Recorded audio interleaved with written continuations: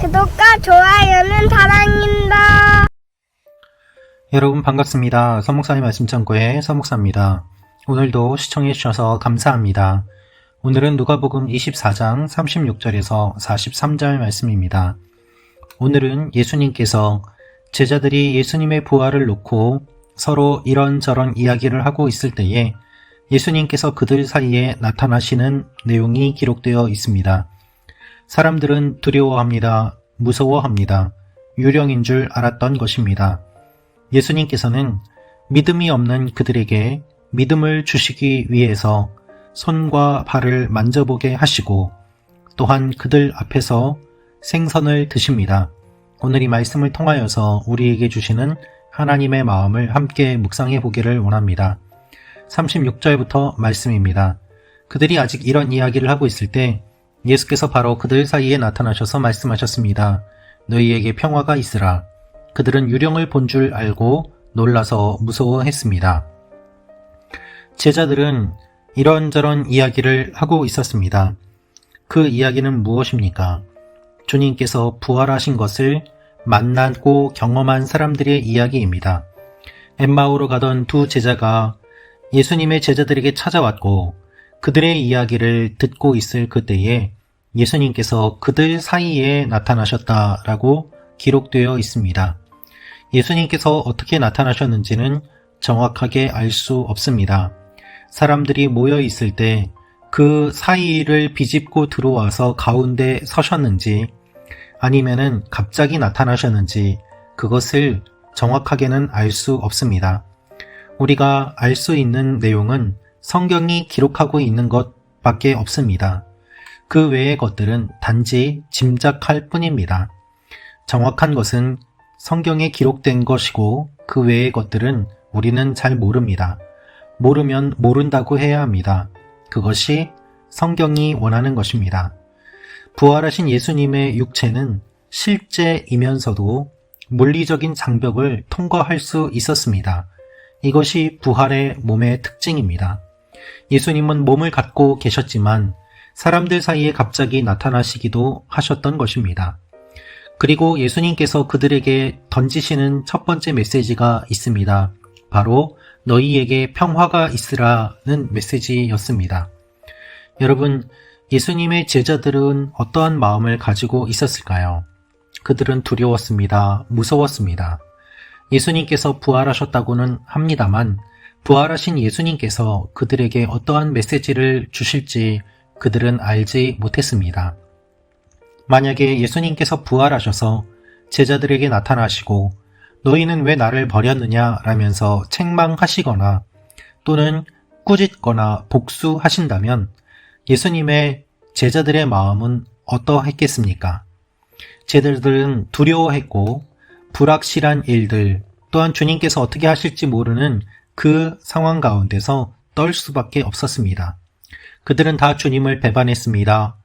결정적인 순간에 주님 곁에 없었습니다. 십자가를 대신 지지 않았습니다. 그럼에도 불구하고 제자라고 부를 수 있을까요? 예수님께서는 이들에게 오셔서 평화가 있으라고 말씀하십니다. 여러분, 이 메시지가 무엇보다도 중요합니다. 주님은 이들을 이미 용서하셨고 이들을 붙잡아 주시기 위해서 나타나신 것입니다. 제자들은 유령을 본 줄 알고 놀라서 무서워했습니다. 여러분, 예수님을 보면서도 유령인 줄 아는 사람들이 있습니다. 주님을 만났으면서도 유령인 줄 아는 사람들이 있습니다. 이 얼마나 안타까운 모습입니까? 그래서 주님께서는 이렇게 말씀하십니다. 38절부터 말씀입니다. 예수께서 그들에게 말씀하셨습니다. 어째서 두려워하며 마음에 의심이 일어나느냐? 내 손과 내 발을 보라. 바로 나다. 나를 만져보고 쳐다보라. 유령은 살과 뼈가 없다. 그러나 너희가 보다시피 나는 있지 않느냐. 예수께서는 이렇게 말씀하시고 그 손과 발을 보여주셨습니다. 여러분, 예수님께서 하시는 일은 무엇입니까? 유령은 살과 뼈가 없다. 그러나 나는 있다. 라면서 예수님의 제자들이 의심하는 그 의심을 제거하시고 믿음을 불어넣어 주시는 일들을 하고 계십니다. 예수님께서 손과 발을 직접 보여주십니다. 그런데 그럼에도 불구하고 예수님의 제자들은 믿지 않았습니다. 41절 말씀입니다. 그들은 너무 기쁘고 놀라워 오히려 믿기지 않았습니다. 그때 예수께서 그들에게 물으셨습니다. 여기에 먹을 것이 좀 있느냐? 예수님의 제자들은 기쁘고 놀라면서 예수님이 부활하신 것을 오히려 믿지 못할 정도로 그 마음에 놀라움이 가득했습니다. 손과 발을 보면서도 믿을 수 없었던 것입니다. 그래서 예수님께서는 생선을 가져오라고 하시고 그것을 드십니다.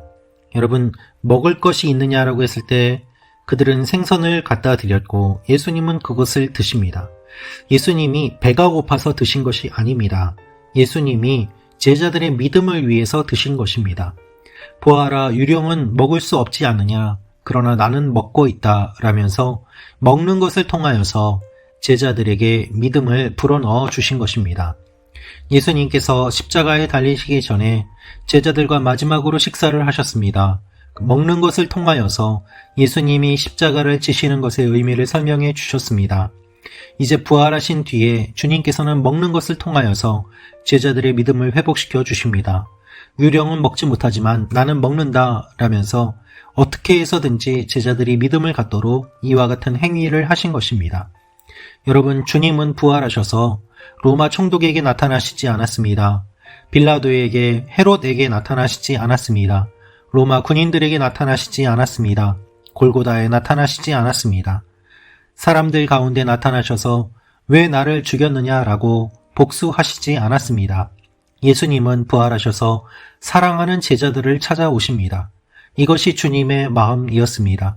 예수님을 죽인 사람들이 아니라 예수님을 사랑했던 제자들을 찾아오셔서 그들의 믿음을 회복시켜 주시고 그들의 믿음을 다시 한번 불어넣어 주시는 것이 주님께서 하신 일입니다. 여러분, 주님은 오늘도 우리의 삶에 이와 같은 일들을 하십니다. 말씀 참고 가족 여러분, 믿음이 흔들리십니까? 주님께서 믿음을 불어넣어 주시기를 기도하십시오. 주님은 그렇게 하십니다. 믿음이 연약하십니까? 주님 앞에 믿음이 강하여지도록 기도하십시오. 주님은 그렇게 하십니다. 이분이 우리 하나님이시기 때문입니다. 주님께서 여러분에게 찾아오셔서 믿음을 강하도록 붙잡아 주시고 굳건하도록 인도해 주십니다. 주님께서 부활하시고 예수님의 제자들에게 이와 같은 일들을 하셨습니다. 그래서 주님의 제자들이 주님께 쓰임받을 수 있게 된 것입니다. 말씀 참고 가정 여러분, 한 분 한 분의 삶이 두려워하는 믿음이 아니라 굳건한 믿음으로 부활하신 주님을 만나는 그 믿음으로 주님 앞에 나아가는, 세상을 향하여 선포하는 귀한 일들이 일어나시기를 기도합니다. 기도하겠습니다.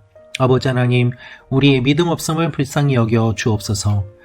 제자들을 책망하지 않으시고 나타나셔서 믿음을 부어주시는 주님, 믿음이 생기도록 굳이 식사까지도 하시는 주님, 우리에게도 나타나셔서 우리의 믿음 없음을 불쌍히 여겨주시고 믿음을 불어넣어 주옵소서. 주님을 사랑합니다. 감사드리며 예수님의 이름으로 기도합니다. 아멘.